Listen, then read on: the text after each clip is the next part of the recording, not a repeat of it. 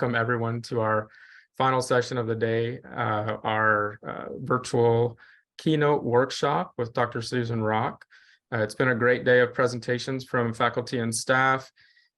We've really enjoyed all the virtual sessions and also our in-person luncheon. Thanks to all the presenters who presented, and really excited about this session with Dr. Rock. Dr. Rock is author of the 2022 Silver Nautilus Award-winning book called Minding Bodies and How Physical Space, Sensation, and Movement Affect Learning. I first learned about Dr. Rock from a podcast called Dead Ideas in Teaching and Learning. It's sort of pushing back against some of these ideas that we've been doing for a long time. We think maybe they're effective, but a lot of the scholarship of teaching and learning has shown that these are not particularly effective of ways of teaching, and there's new innovative ways to do things that are evidence-based. And I really enjoyed that conversation, and she came up in a variety of other formats, and so it's great that we were able to get her to be a part of our symposium this year. She's currently a Fulbright Canada Distinguished Research Chair in the Scholarship of Teaching and Learning at Carleton University in Ottawa. So I think she's in a different place than she normally would be right now, taking part in that. So I will let her say other things that she'd like to share about her background, and pass it on to her for our session today. Susan? Thank you, Greg. How's the audio coming in from my end? It's great. Great. Oh, I so appreciate the invitation to spend time with you. These days are so valuable and important. And I appreciate the assistance of George Deteveau and the support of Provost Deborah Bordelon and all of you for making time to be here today. So I'm really pleased to join you from Ottawa, Ontario, where it is unseasonably warm. We're having beautiful, not wintry weather, which was not what I was expecting at this time of year, but I'll take it. I believe them when they say the snow is coming. If you can see the view behind me, I have a lovely office that looks out over some beautiful land, which is the traditional and unceded territory of the Algonquin Nation. So I'm feeling quite honored and privileged to be able to live here and work here for the year. While I'm here, I'm leading a community of practice with faculty from Carleton University. And so some of those interactions will be part of what I'm sharing with you today. I wanted to let you know that I have a few different goals for the session, and I hope you'll feel mutually engaged in these. The first one is to understand why belonging is an essential need for learning. The second is for us to discover how physical spaces can support belonging and inclusiveness. And lastly, we'll explore some low-tech, low-cost embodied learning strategies that will increase a sense of belonging in your classes, whether they're in person or virtual. So let's start by talking a little bit about our brains. We've been operating for the last few decades under this dominant metaphor of brains being like computers. And in fact, although computers operate the same way, no matter where they are or what their surroundings are, that's actually not how human brains work. We're very oriented to context and primarily driven by keeping our bodies alive. So that is the brain's number one priority all the time. What do I need to do to keep this human alive? And so there's been some really interesting work done at the Center for Cognitive and Social Neuroscience at the University of Chicago in recent years that explored the role of loneliness in cognitive functioning. And so the lab was able to identify connections between the sense of safety and security that we get from being together with others that we trust and our brain's executive functioning. So their work suggested that the feeling of loneliness is actually a signal to the threat of danger, because we evolved in ways that make it unsafe to be all by ourselves. We need to be within a trusted group of others to have a best chance of survival. So the threat signal of loneliness is similar to the threat signal of hunger to our survival. So I want you to think for a moment about the connection of those insights to education experiences. It means that students really need to feel a sense of safety and security through belonging in the classroom, whether that's virtual or in person, or their basic needs aren't being met. And in fact, they don't have enough cognitive bandwidth to really devote the energy to learning. And so it's a critical aspect of their being able to perform cognitively. On the other hand, when they do experience a sense of belonging and community, that cues our sense of safety and initiates a reward system. So I want you to see if you can connect this to some of your own prior learning experiences and consider something important about your own post-secondary learning. And so I want you to go on a little trip down memory lane and think about some of your most memorable learning experiences, primarily as undergraduates. So if you can recall something that was pleasurable for you as a student, I'm going to ask you to share those memories via a platform called Padlet. Some of you may be very familiar with this.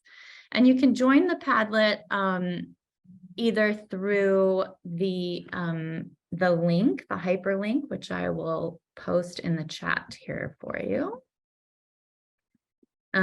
or by using your phones to just capture the QR code there. So those of you who are meeting in person in the room together, feel free to individually post using your devices if you want to use the QR code there. And I will demonstrate how you could also answer this by actually searching for an image, because Padlet makes that particularly easy to do. So all right.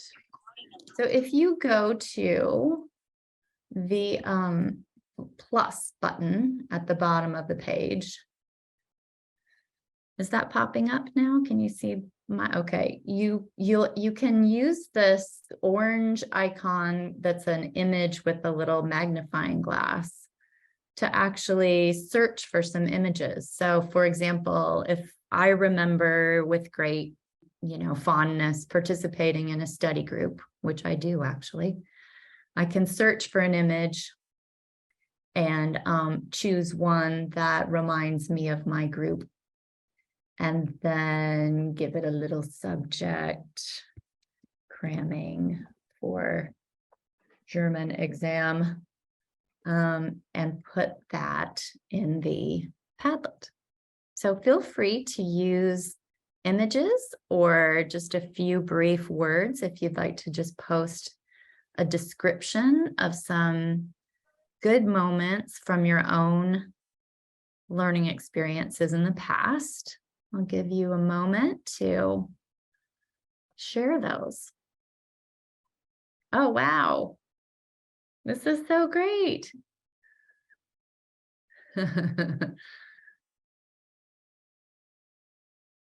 Fantastic.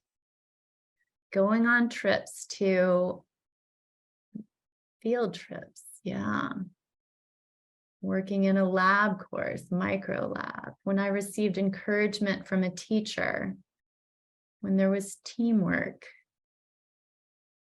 a prof that used humor in lectures, doing undergraduate research, overnight field trip, hands-on learning exercises. This is so great. So you can see you have the ability also to heart others' contributions if you'd like to do that, or you see something that's similar to some of your favorite experiences. That's great. I was able to give insight about my culture.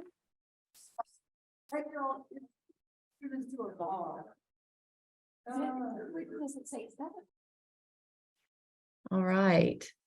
So as we're looking through these, feeling connected and excited about what I was learning, that's nice.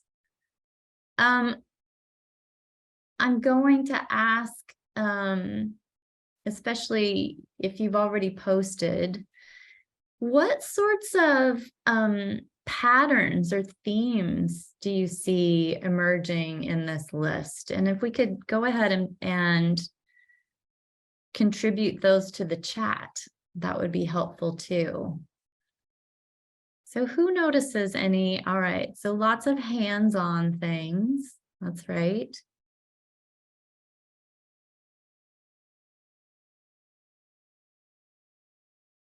Affirmation, yes. Creativity, connections with others, lots of peer stuff. No one's excited about a worksheet. That didn't make for a memorable learning experience. Or engaged, feeling seen and known by the professor. Yes, that's part of feeling like you belong, right? Meaningful experiences. Oh, this is fantastic. Yeah, I noticed also even on a language level, the word us and we comes up. It's as if, you know, your favorite learning experiences, you also sometimes think of as a group experience as well. Yeah. Fantastic. Thank you for sharing all of these great memories and also for helping me to see some threads and connections among them. All right. Okay, so I'm going to bring us back to see how our experiences connect with, I can find my presentation, here we go. What evidence we've seen from current students about evidence that, you know, that they consider belonging to be so important as well. All right, so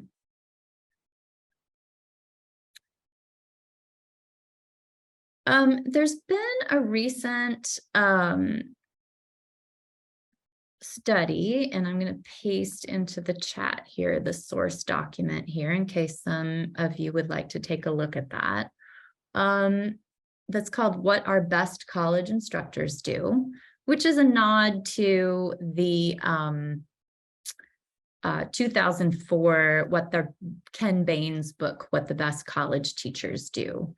And the organization who put this study together is called Every Learner Everywhere, and it's made up of about 12 different organizations, including the Association for Land Grant Colleges and Universities, EDUCAUSE, the Online Learning Consortium, so a wide variety of groups.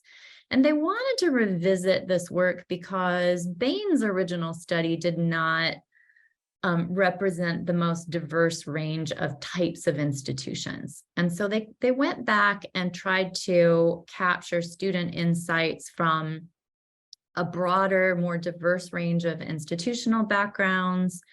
And although it's not a huge sample size, they gathered this feedback from focus groups. And so as those of you who, you know, have used focus groups in research know, that can result in some really rich results. So what did they say?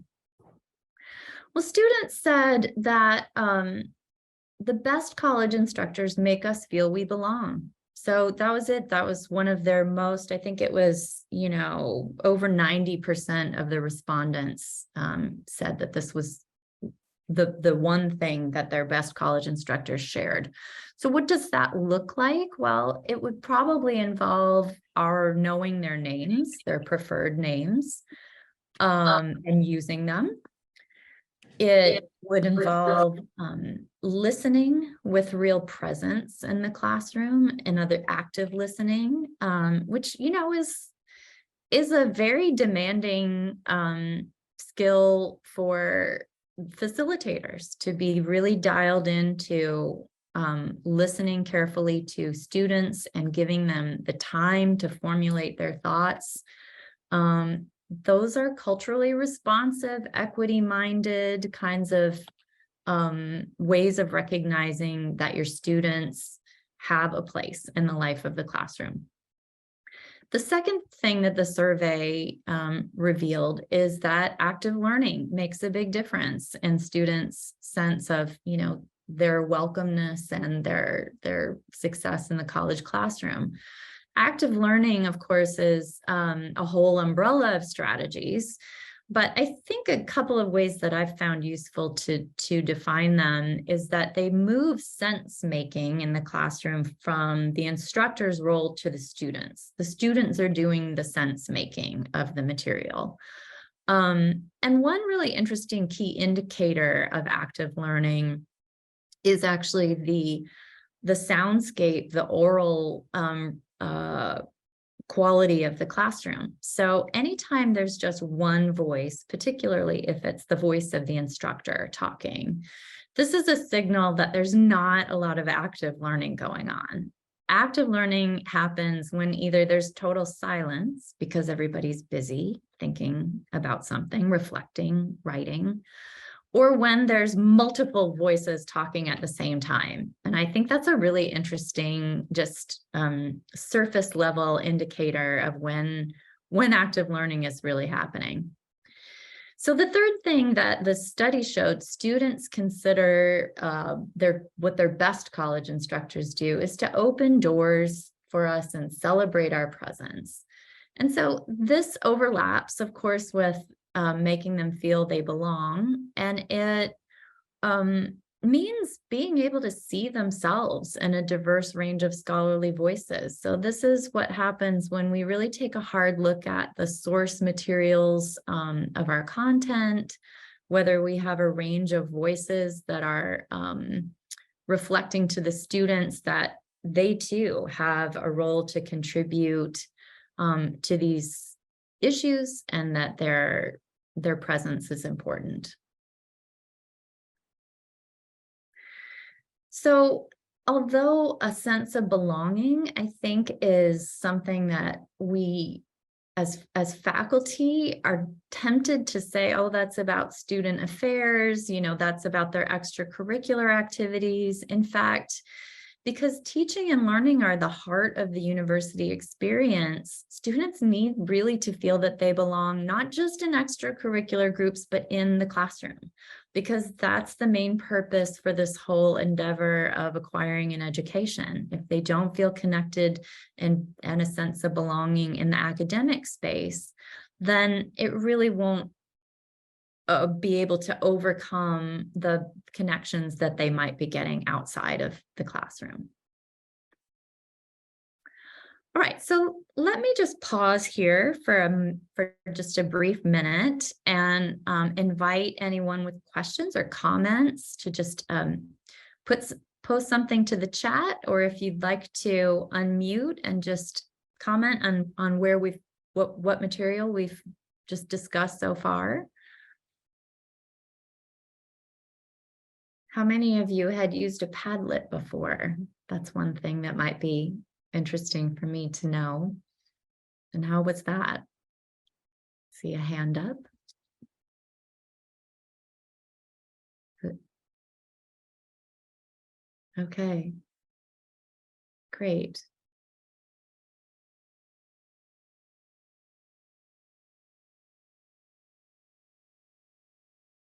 Good, good. Okay, well, I'm glad I could introduce a few of you who hadn't used it before. It's free up until, a certain number of times you use it, and I think you can keep recycling old Padlets. So great. I'm happy that that was useful for you. All right, well, let's go ahead then and continue. So we know that relationships matter, a sense of belonging matters, and the qualities of our relationships are shaped in direct and indirect ways by the spaces where they're formed. So this is something we haven't really talked about as often in teaching and learning. But most classrooms, of course, are still set to a default setting of rows that face in one direction. Plus, often there's an instructor station that, is at the front and kind of ties you to the technology. So when everyone comes in, when the students come in and they're, sitting in rows and facing a screen, what sort of signal does that send? Not just to them, but to us as faculty? What do we expect to happen when the room is set up that way? Well, it's not communicating to us that relationship building is really the most important thing to happen, right? It's as if, in fact, sitting in rows is kind of making it more difficult for the students to be able to build relationships with each other, or for us to be able to get out and move around among them. It's working against that kind of sense of belonging. So one of the insights that we've been discussing in the community of practice that I'm facilitating here at Carleton is what the standard classroom kind of assumes about how learning works. It's almost a physical manifestation of that old philosophy that learners are empty vessels to be filled, that there's content and it comes from one place and it goes out and is distributed to widgets who are sitting in rows in the classroom, which is a very industrial era view of education, right? Everyone's the same, they have the same chairs, the same desks. And that industrial era sort of educational view is not really supporting a sense of belonging as the thing that might be the most effective thing that happens in a classroom. So just this week, in fact, I had a faculty member here at the community of practice say, I felt like I was just maybe I'm just a bad teacher because I designed these activities and the students aren't as engaged.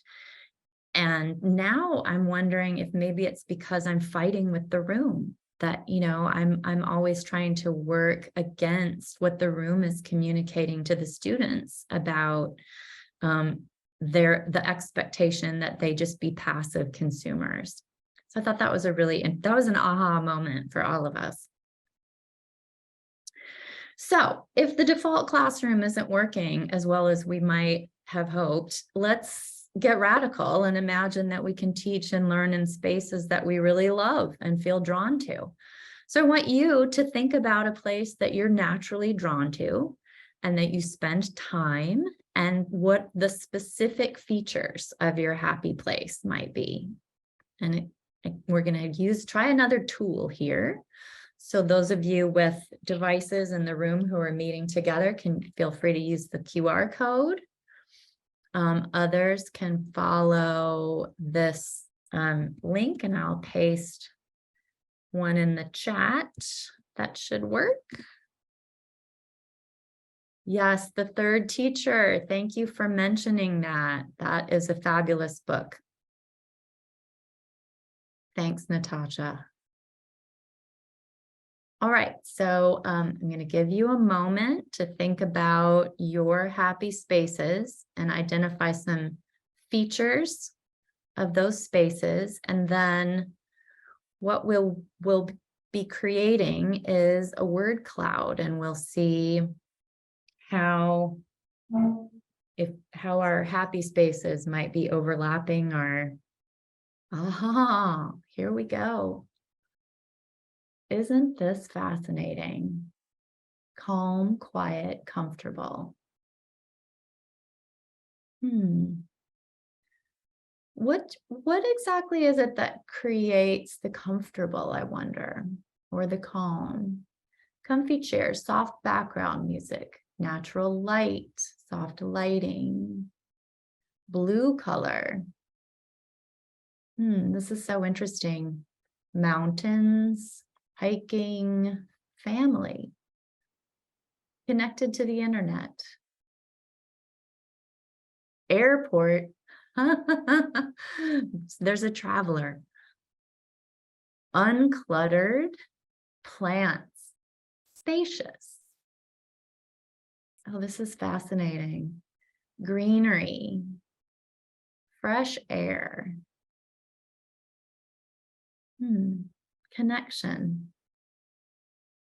Sand, food, sweater. Privacy. Oh, this is great. Stress-free, music, homey. All right, so again, those who have already posted, and you're welcome to continue sharing the features of your happy spaces. What do we see any threads, any themes coming through? I'm seeing lots of tactile, sensory kinds of themes. Steve says, as a librarian, we strive for those central words. Yes, comfortable, calm, quiet. Outside, Sarah, yes, I'm noticing that a lot too.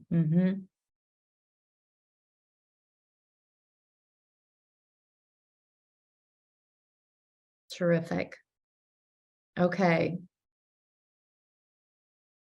Space to spread out, camping, lovely.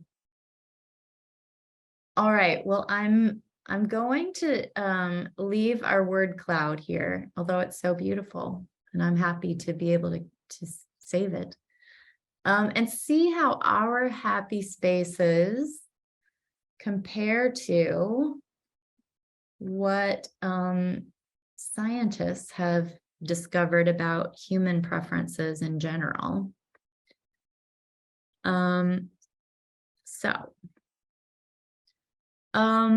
What research has demonstrated is that humans are attracted to nature, and that word biophilia comes from, I think Eric Fromm, the psychologist, was the initial person to coin it, but it was popularized by the biologist E.O. Wilson. He wrote a book that was called Biophilia. And it essentially reflects that we evolved in a natural environment, and so we're drawn to other living things.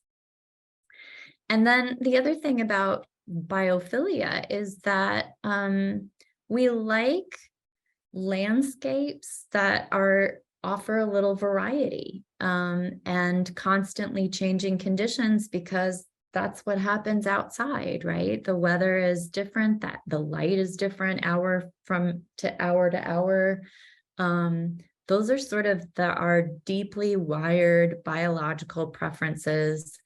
And so variety, in fact, is what helps our brains to remain alert and attentive and engaged. And so you can imagine how that has a lot of relevance to learning environments.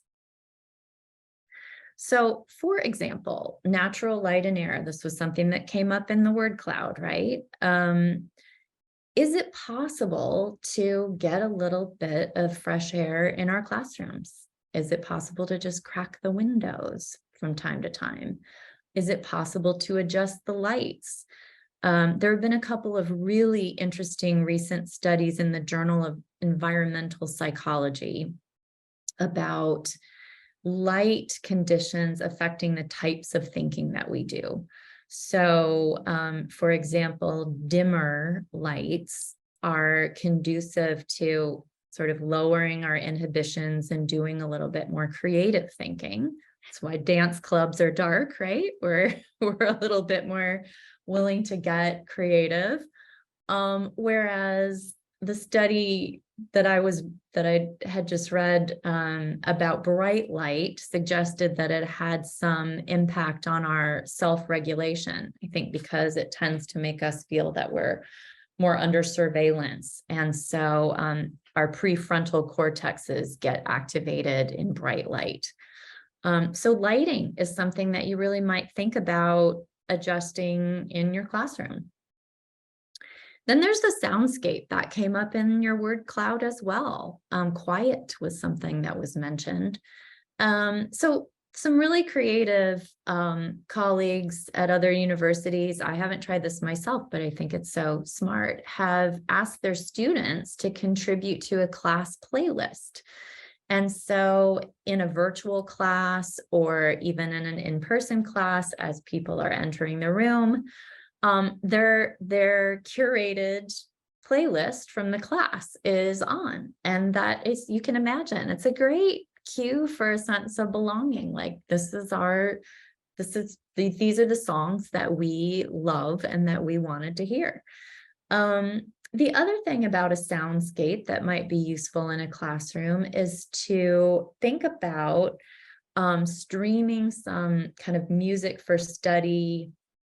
There's things like lo-fi hip hop that are just instrumental, and they give sort of a, coffee shop vibe that you can turn on when students are doing small group activities in the classroom, because then talking feels a little bit less awkward, right? There's like some other ambient noise that lets you sort of participate in the activity without feeling self-conscious that everyone's listening to you talking.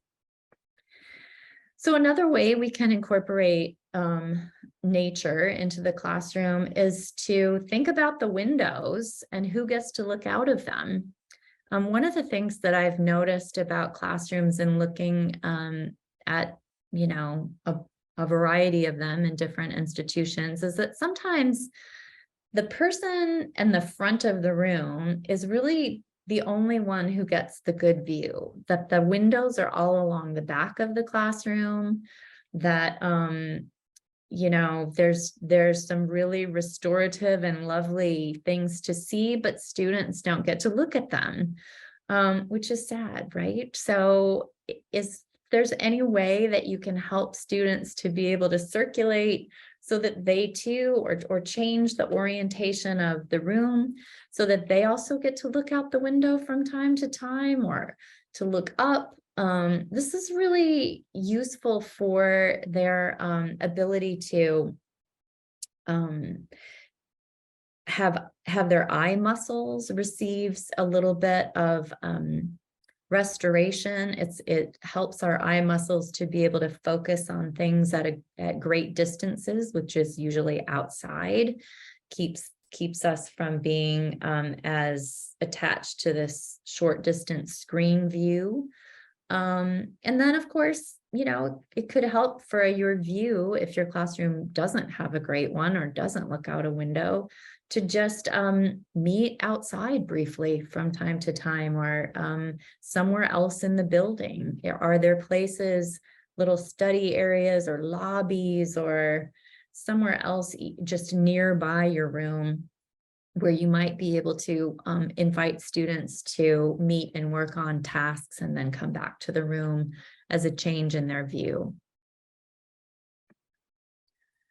All right, so we have to make the spaces that we currently use work for us, including the virtual ones. And there are going to be some constraints, but it's useful for us to get comfortable recognizing the features and affordances of spaces and also their constraints. We can't redesign every traditional academic classroom or virtual platform, but we can be aware of the cues that they're sending. So the key is really to offer some variety. and to give students the opportunity to reflect on how mixing it up affects their cognitive performance. We need to be intentional and transparent with them about how it matters for their learning.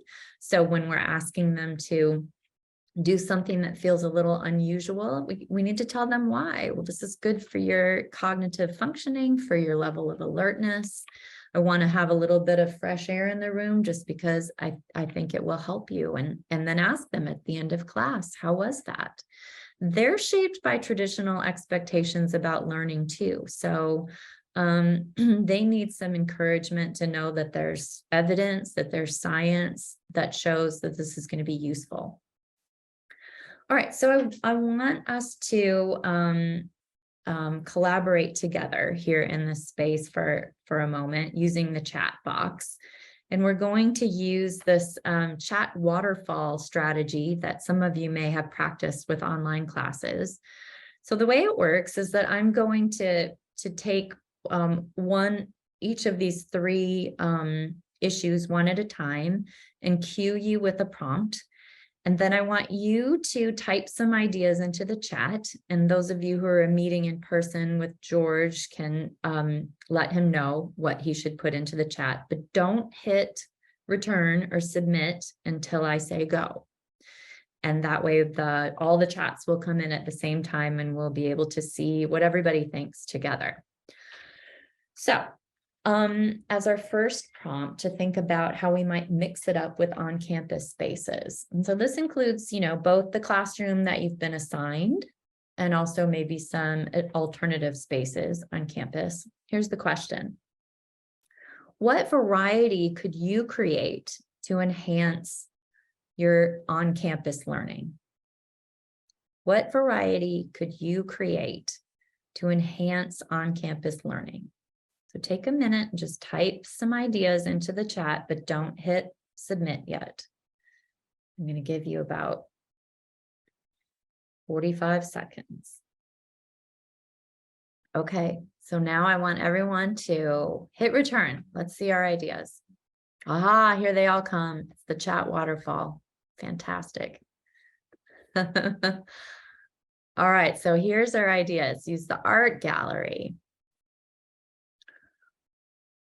Go outside, break into discussion groups and they can choose. Movable furniture and whiteboard. Yes.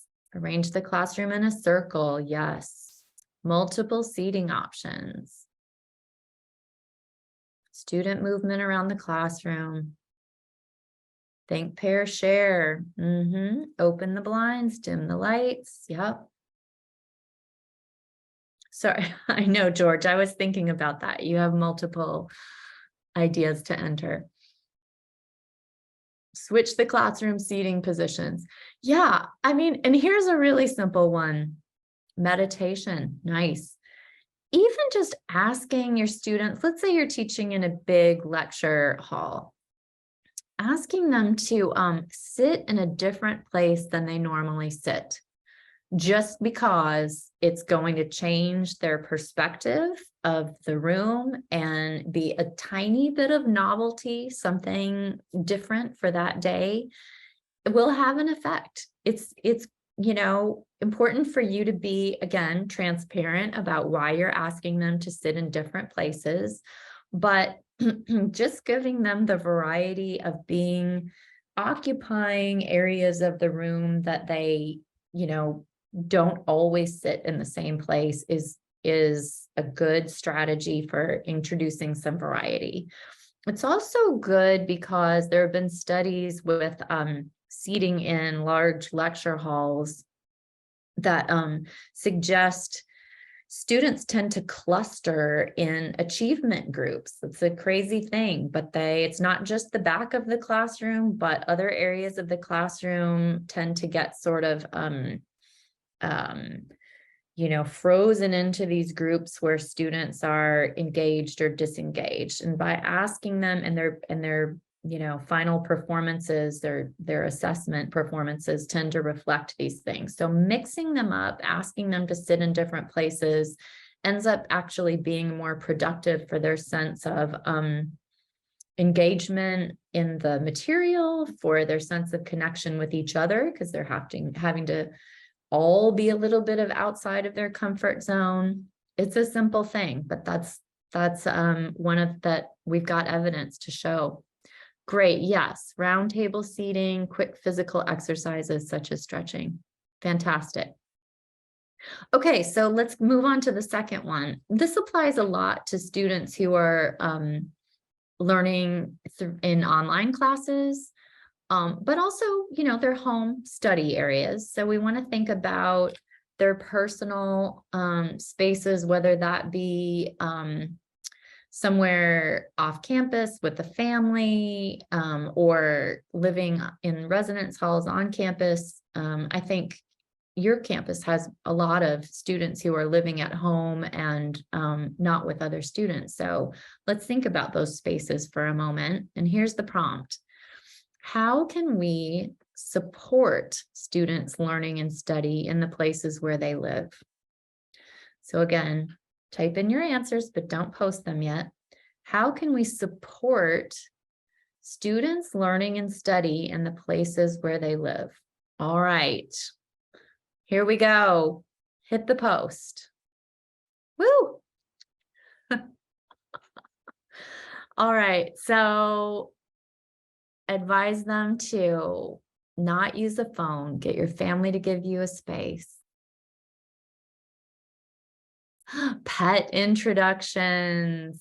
Yeah, that's, ooh, campus food pantry delivery. Yes.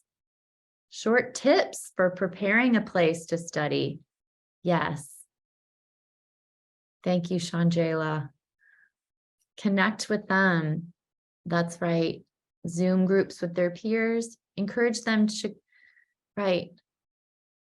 Shakrika, encourage them to build a place at home dedicated.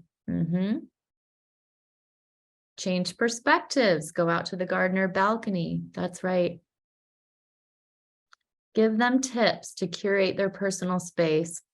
This is so important. Study with something that makes you feel cozy but not tired, like a plant or coffee. Exactly. Okay, so here's the brilliant takeaway from all of these answers. We really just should be talking with them more about it, right? There's no reason not to acknowledge that we're all human beings. We learn in these spaces at home. What will make it more productive? What will help you to focus? What are some options? How do including, biophilic elements in your study space possibly enhance your pleasure in being there? Maybe you'd like to open the window or light a candle or do something that's going to make this into a more enjoyable space for you. Oh, great. We've got a link for studying. I guess is that a sound, like a playlist kind of streaming, I guess? This is a YouTube video. Yeah. Okay, great. Thank you. Yeah, that's the ambient noise can be really important. And that's right. COVID showed that not all people have the privilege of a quiet study space at home. Bingo leads very nicely into our discussion, our third chat waterfall prompt, which is how can we help to think about outside third spaces, right? So this would be other spaces where students are at their work, commuting, public spaces, including, parks, libraries, other places where students might be learning that are not on campus or at home. So here's your prompt. How can we leverage a variety of spaces for learning? So go ahead and add some ideas. How can we leverage a variety of spaces for learning? How can we make use of some of these other places? And I'll give you another few 25, 30 seconds to enter those ideas. Then we'll have our last chat waterfall. All right, and if you're ready, let's go. Hit submit. Here they come. What a smart group this is. All right, so encourage them to download resources so they can learn wherever they are. Nice, right. You don't have to be chained to your computer. That's right, resources that can be listened to in the car. Public libraries. I discovered last year that most of my students had never visited their public library. And I'd sent them there on an assignment, and they said, oh, the librarian was so helpful. They were so nice, and I thought, wow, that was a side benefit I hadn't anticipated. They now feel familiar with their local public libraries. Yeah, so varied content delivery, that's right. If we give them podcasts, they can listen to them anywhere. Get area coffee shops and restaurants. Ooh, how cool to label UHD student spaces in their stores. I love that. Get businesses to cooperate. Love it. Field trips, experiential learning. That's right. Even if you're teaching an online class, you can give them sort of a personal field trip to go on, right? We have incredible city and county libraries that can be quiet, cozy places to study. Terrific. Yep. Walk while attending class or a meeting. That's great. So I hadn't planned on sharing this, but it's now occurring to me. There's a new app called feating.com. Here it comes in the chat. And this is it's a encouragement to walk while you're meeting. I think it works best for one-on-one situations. So maybe advising appointments or office hours. But the idea is that you're only talking. It's just you wouldn't be able to share a screen with anybody. But it captures a transcript of your conversation, and it can identify, can tag questions that are important that you want to return to. Thanks very much for finding that. And it tracks your steps. And so that's sort of a fun new thing. I haven't had a chance to use it as much myself, but I'm eager to do that. So on the subject of getting out and walking, thank you everyone so much for those great ideas. I'm so glad that we're going to have this captured in the chat as well. Let's have a break ourselves. So I'm going to give you a chance for a quick stretch break. Get comfortable. This is a very short 2.5 minute fast-paced desk stretch video. So here we go.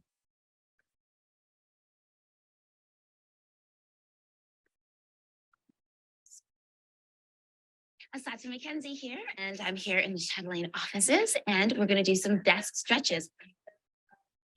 One of the best things to do to increase circulation is to just take a big reach up, inhaling, and then exhaling. A nice overhead stretch. Lean to one side with your feet flat, you're sitting tall, and then go ahead and do that on the other side. Just sit upright on your chair so that you can actually feel feet flat. Pick up your shoulders, roll them up, back, and down, improving posture here. We're just taking our ear to opposite shoulder, still sitting tall.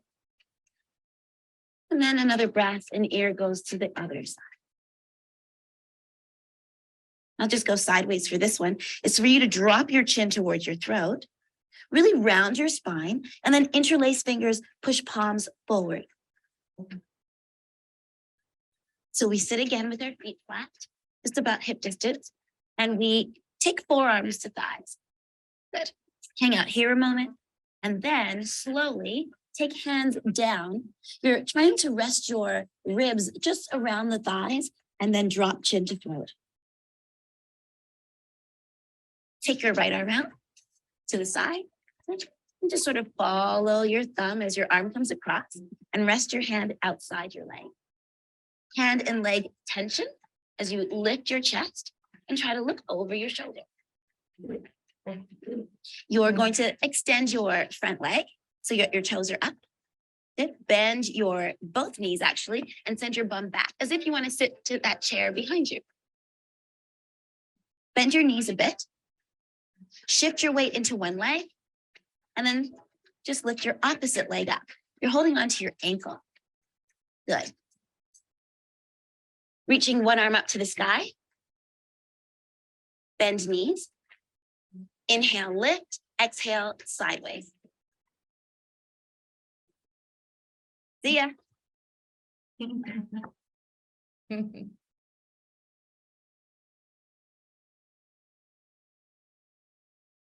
Okay, I hope that was as good for you as it was for me. So much crunching and cracking and popping. That's great. All right. So far, I hope I've addressed why belonging is an essential need for cognitive functioning and therefore learning, and how physical spaces can support belonging and inclusiveness. And now it's time to move towards sharing some low-cost, low-tech strategies to increase community in your classes. So I mentioned this concept of affordances and constraints when I was talking about spaces, and I want to suggest a specific features of your space that you should consider in order to make informed choices to support your students in their learning. All right, so here's a set of things to consider. Does your space offer some affordances for offloading cognition? So what does that mean? That means any space where you can put your ideas so that you can go ahead and continue thinking about other things and hold those ideas. Like we've got that record in the chat now, right? We offloaded our cognition into the chat. So in class, that includes whiteboards, those giant stickies or flip charts. It could be something fun like clipboards with notepads. And online offloading cognition looks like shared Google Docs or Google or Sheets. So those are all places where you can collaboratively offload cognition. So another affordance of a space would be, how does it help you notice the objects of study? This is where the screen and the projector could be really critical because it blows up some image or passage of text that you might want students to really closely examine. You can also use stations or a gallery set up in class so that the objects of your study they move to examine them from place to place. Online, you might offer students to notice objects of study by as you all suggested, sending them to see them in person, getting away from the computer. All right, so another affordance to consider is communicating. So that in class, that means the acoustics matter. If it's a big enough room, do you need microphones? I don't know if you have seen or if the Teaching and Learning Center has tried these devices called catch boxes. I'm eager to check this out myself, but it's a sort of a foam block with microphones embedded, and in big classes, students can actually toss the microphone around the room, and that allows everybody to hear each other's questions. Sounds really fun. I'm eager to see that in person. The other thing about communication is that we should offer students multiple options to represent their ideas. So just like on our Padlet, you could post an image or a short description, or you could speak verbally. Those are all principles of universal design for learning, right? You offer everyone multiple options for communication. So those are things your classroom can make more available through its features. So how does your classroom help you to facilitate interaction and collaboration? here's where moving the furniture, as you suggested, putting everyone into a circle or in group settings could really make a big difference. That communicates that we're going to be collaborating together. You can ask them to move around the room as they answer questions. So that's what's known as mapping the room. Like, ask everybody how comfortable they are with a particular concept and say, we're going to call this end of the room that I'm still feeling a little confused, and this end of the room that I could explain this to somebody else without any trouble. Have them physically stand somewhere along that spectrum so that they can be interacting in a really embodied way with just answering a question that you've got. Online for virtual classes, that would be something like a Padlet, facilitate some collaborative thinking. It could be the whiteboard as part of the Zoom or whatever platform you're using. And then asynchronously, of course, discussion boards are an affordance for collaboration. So these last two are the less often discussed ones, but restoring bandwidth has to do with fresh air, natural light, some sound or soundscapes or acoustics that help us to feel restored, varying our views. It also is connected to having furniture that we can swivel or tilt or rock with in order to kind of keep our energy levels up. And lastly, a feature of the room that could promote your moving around or variety is to sort of leave it, right? And many of you suggested that in the chat waterfall as well. Send them to the art gallery on campus or send them to somewhere else. So most of these affordances or these features are created through tech tools when you're teaching online. But those last two, restoring bandwidth and moving around, I think are the ones that are most challenging, really, when we're talking about the virtual space. So one of the things I'm really interested in thinking more about is just how to teach and learn online and get away from sedentary habits and too much screen time. So that's areas still to be tackled. All right, so about movement. Neuroscience is showing not only that belonging affects cognitive functioning, but movement affects our cognitive functioning. And humans really shouldn't be sitting still for more than 6 hours a day, which I think is we think of as pretty normal, really. It's important for us to interrupt sitting as often as possible, because when we're active, we stimulate the muscular system, and that affects not just our metabolic health, but our emotions, our mental alertness. And it's critical for even just the blood circulation for our prefrontal cortex.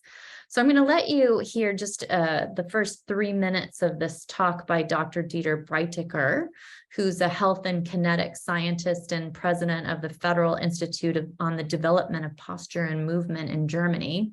And as you listen to him, I want to warn you, he's going to ask you to stand in just a moment. And so follow his lead.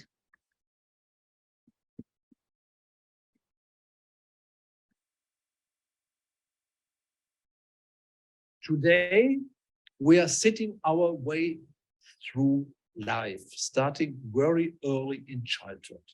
In the meantime, we have so many research about the sedentary behavior, a behavior which is inadequate to humans' necessity.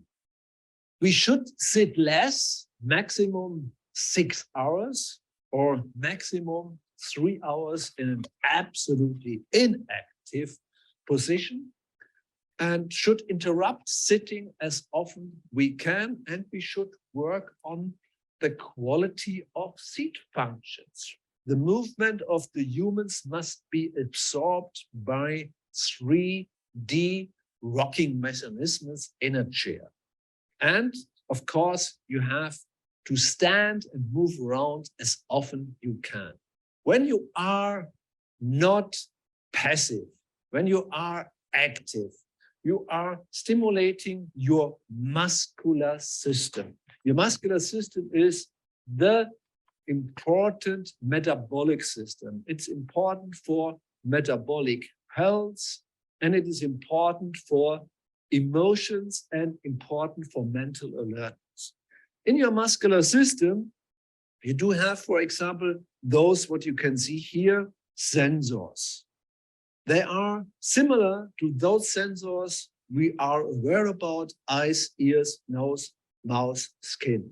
And those sensors in your body, which are located in your muscular system, you have billions of them. They should be stimulated in a natural way while you are moving. And there is a direct pathway of those billions of sensors to your brain. And of course, when you carry out activity, and I want to invite you to such an activity, please stand up. And while you are standing, try to stand relaxed and close your eyes and focus on your body.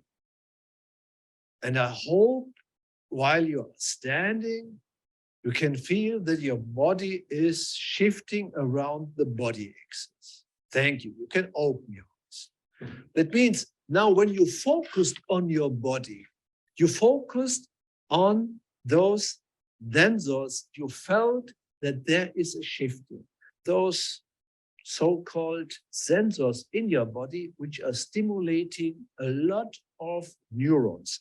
And when there are a lot of neurons stimulated, all those neurons which are stimulated are switching to each other.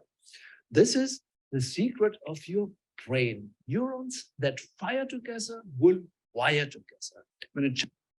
All right, so movement, as we've heard, helps with the basic processes of human learning. And in particular, it helps with the three most sort of natural processes of human learning: noticing, imitating, and practicing. So I want to talk to you just very quickly here about each of those stages and how moving affects them.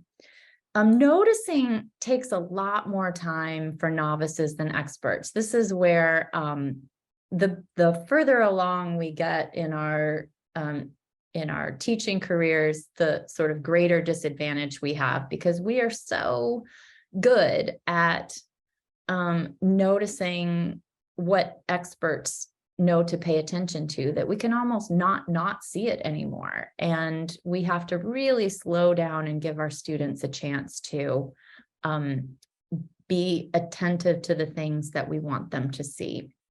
So ideally, noticing things together creates a shared experience and contributes to that sense of belonging. So being able to move around and towards objects of study. Ideally, noticing means physically navigating objects of study. And so using those affordances of the room to be able to notice things carefully. And that may involve creating what we might term shared artifacts. And so I was so thrilled to be able to hear just a few days ago as a podcast called Work Better. And the author, science journalist, Annie Murphy Paul, who wrote The Extended Mind, talking about this concept of shared artifacts with the host, Chris Congdon. So I want you to listen to just a few minutes of how she explains the importance of giving students the chance to notice carefully together, or anyone really who's working in a collaborative environment. But you've learned so much about how people create or problem solve as a group. And I'm just wondering if you can tell us about some of your work in that area.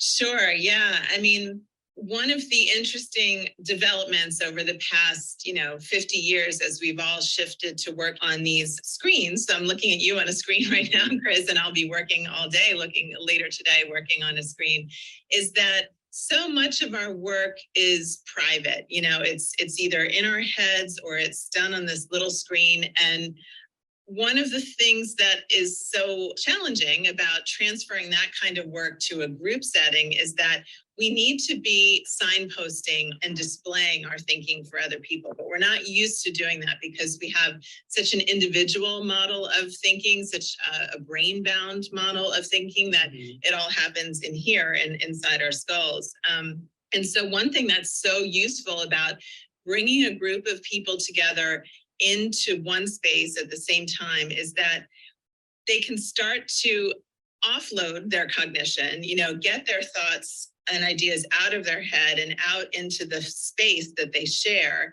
And one of the most effective ways to do that is known as creating shared artifacts, which can be as simple as like one of those big flip charts, where you have like a big pad of paper and you're just writing things down. Having that kind of visual cue and that visual kind of shared artifact is so useful, and it initiates so many processes that help with group cognition. Just to give one example, people start gesturing at shared artifacts. Often shared artifacts can be placed on a wall, maybe in the order in which they were created. We started over here, and now our latest list is on the other side of the room. People start gesturing. They're using space to organize their thinking. That old to new goes left to right, or whatever it is. It's that we want to get our thoughts and ideas outside of our heads as often as possible, both because that helps our own thinking and because then thinking becomes this shared project rather than this individual thing that goes on between us and our computer. Yeah, it's so interesting. I think back to a meeting where we had kind of an aha moment about what you're describing, where the way the room was set up, like half the people were able to get up and move around the room, and we love sticky notes and could move around the notes and organize things. And I started realizing that the other half of the room, just simply because of the way the room was organized, those people couldn't easily get up and join and participate. So they were kind of sitting and being more passive. And I started realizing that there was this physicality to the thinking process that we hadn't maybe recognized or designed intentionally to allow everybody in the room to participate fully. So that, as you can see, that they were covering concepts that just really spoke to me. The podcast, I should also point out, is sponsored by Steelcase, who is a furniture company that offers active learning center grants. And so I was impressed to learn that UHD has received a Steelcase Active Learning Center grant, and you do have one of their special rooms on campus. Yeah, so they do some great work in research. Really, it's the design and architecture firms who I think are leading the way at this point. All right, so navigating content is, by noticing the object of study and having these shared artifacts is so helpful for our students. Even if from my discipline in literature, being able to extract some key passages from a text and put them physically on the walls around the room, my students have told me really helps them to retain the material better. So the second most sort of fundamental natural learning skill is imitation. And students need to be able to have time to have models to follow. We frequently are introducing them to new terms, new vocabulary, and if they can have the opportunity to speak those new words and phrases with their own mouths and voices. It gives them time to imitate how it's pronounced, to bring those new vocabulary words into their own repertoire. It gives them a chance to repeat them and test them out with each other, ask for clarification. We need that opportunity to practice.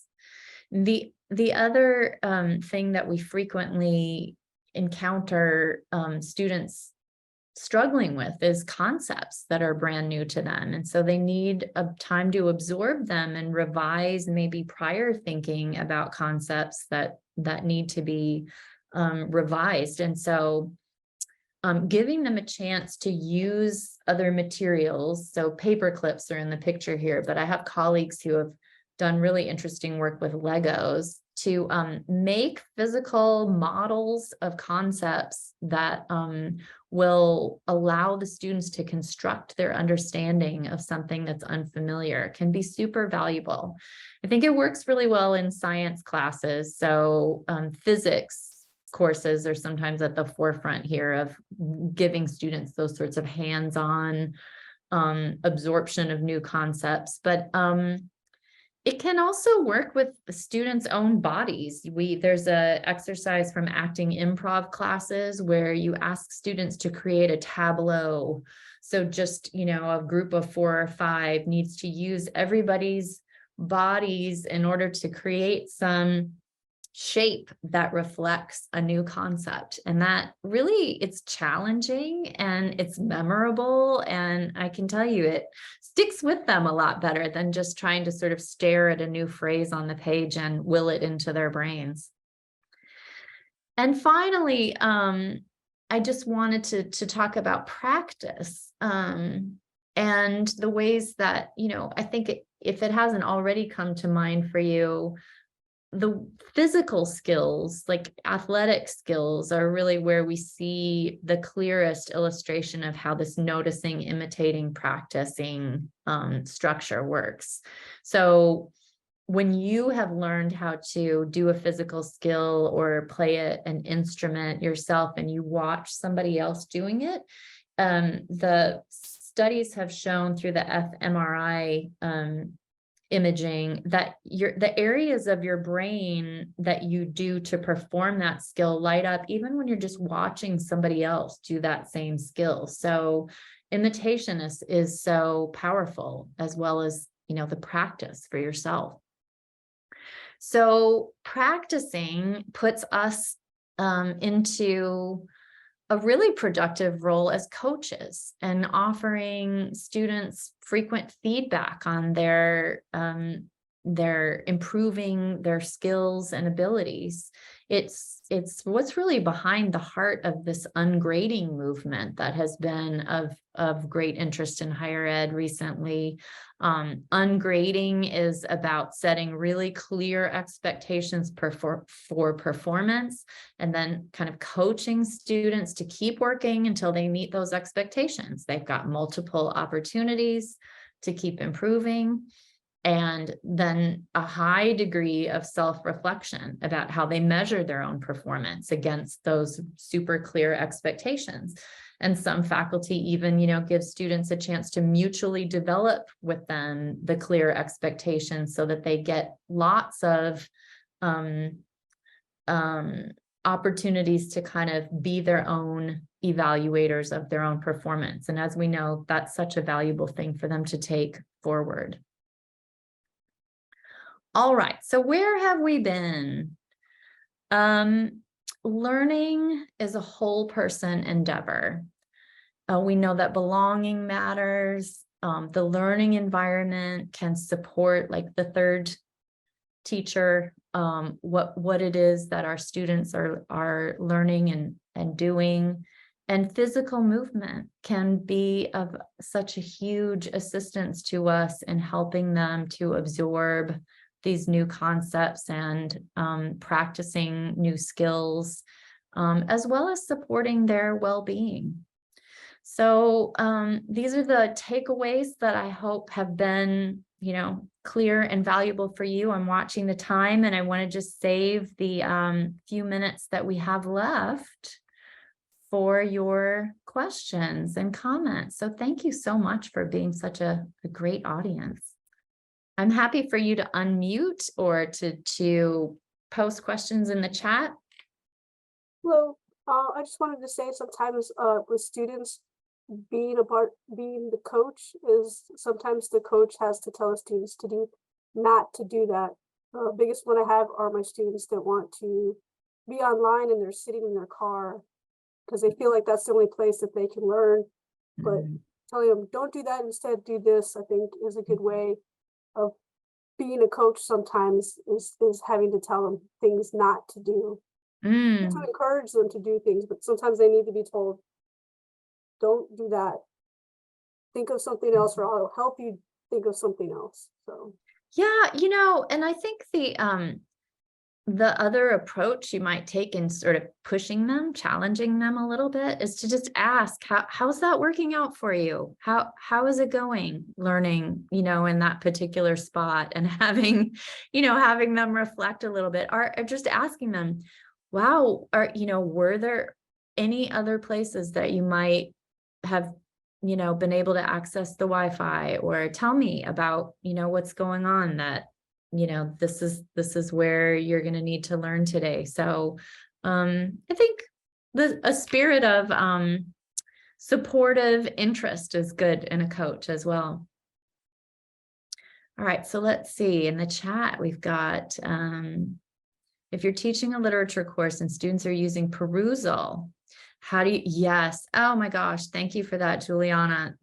I love Perusal because it's a social annotation tool. It puts their focus right on the text, and yet they've got to go to the screen to do their reading. So this to me is the major drawback. I don't really have a solution for you there, except that it's a trade-off. And the best thing I guess I can say about it is to go back to the principle of variety. Do some stuff on Perusal and, give them the opportunity to do something else in a different format. But I'm curious to know, how do you find Perusal? Hi, can you hear me? Yes. My dog's gonna start barking. I love it. I've been using it for, I don't know, about 2, maybe 3 years now. It was a little rough in the beginning. The students weren't that fond in the beginning, but I've gotten better at introducing it and at using it, making it more and more interactive, making it more multimedia, linking to videos and images, and putting videos online also. And the main thing I can say is it has raised the quality of discussions in my class tremendously. And they're very low stakes. The grading part is very low stakes, but it makes a huge difference in how attentive they are with reading. And then also how much they're interacting with each other. They do comment on each other's work. They feel more like, I think, part of a class for online students. So I'm very positive about it now. I'm so glad to hear that. I mean, I think it connects back to this belonging business, right? It's just it's a way that outside of class, everybody's sort of cooperating on this reading together. And it's not this isolating individual thing that is invisible, that nobody's ever aware of the reading that you're doing. It's very an obvious part of the class. Yeah, so it sounds like Bridget's had a good experience with that as well. It's free for those who aren't familiar with it. It's a free platform. It can be integrated with the LMS. I'm not sure, George and Greg, if you do have the ability to integrate Perusal in your LMS, which is really just about the grade book. I mean, it's it is integrated. Yeah, great. But you can, use it for publisher content or for your own, materials that you upload.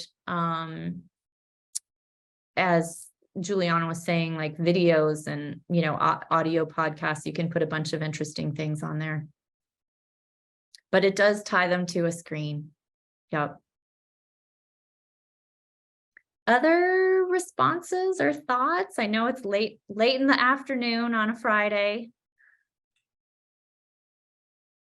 I guess my comment is I'm teaching predominantly online classes now, and our students are very hesitant to come back to class. I think we only taught like 2 in-person classes. We've come back because they don't normally make, but kind of how to engage those students, because it seems that right now, particularly after COVID, students are just totally disengaged, right? So I can give suggestions, I can refer them to resources, but they don't usually act on those things.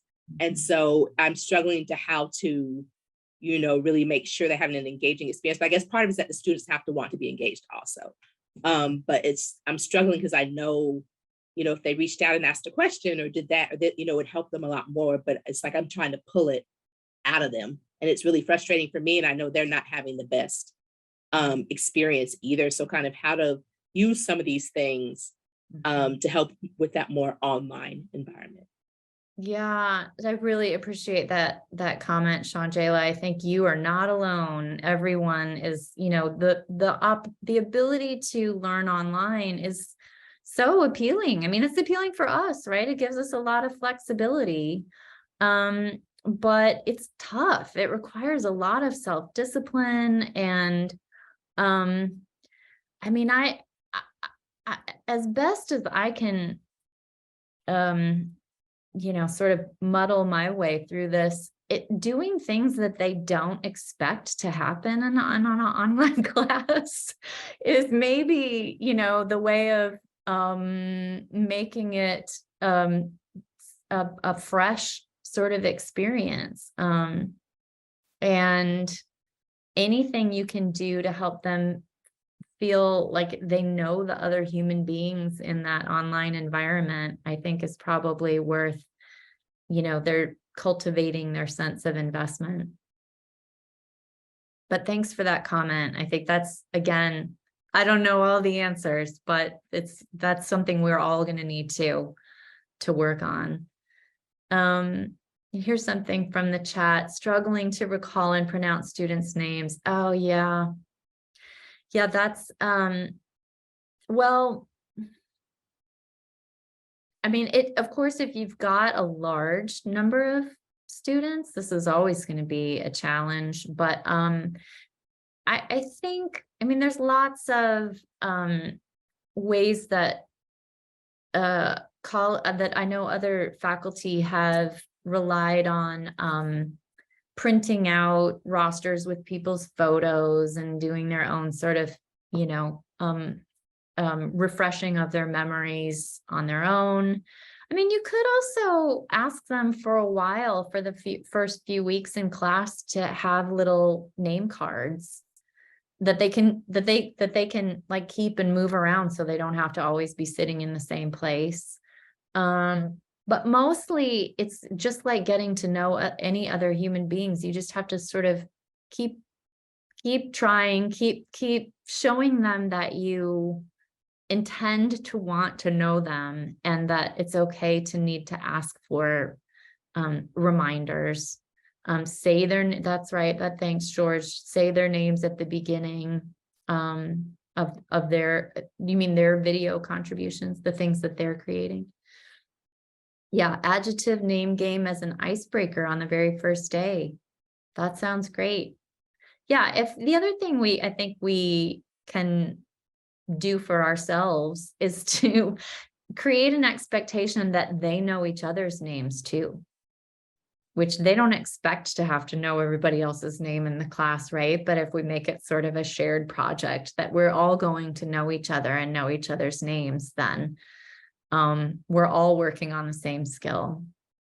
That's right. I have a challenging name as well, and I don't mind, telling people, oh, that it's, it's pronounced rock. The H is silent.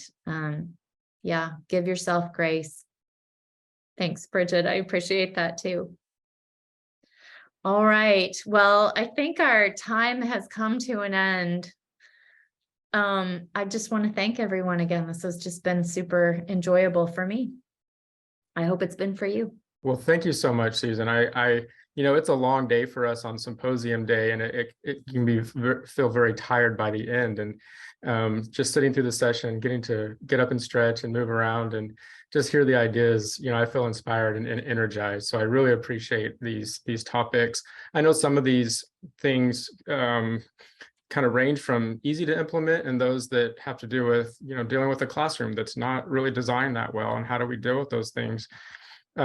So we're trying to think about that institutionally as well, with things like our still case classroom and other collaborative rooms, and just moving in that direction. So really appreciate these are types of topics that I just really enjoy learning more about. And I hope everybody felt the same way. I think they probably did. So just a few things before we go today. I've showed it a few times, but we have some links for surveys. A badge survey if you're interested in earning a micro-credential for this. I'll be sending an email out, so keep an eye out for that. And there's also an anonymous survey that's just feedback for us to improve these types of sessions and symposia in the future. I really appreciate everybody who presented today, and I also want to say thanks again to my team and the CTLE. George always does an amazing amount of work to get everything put together.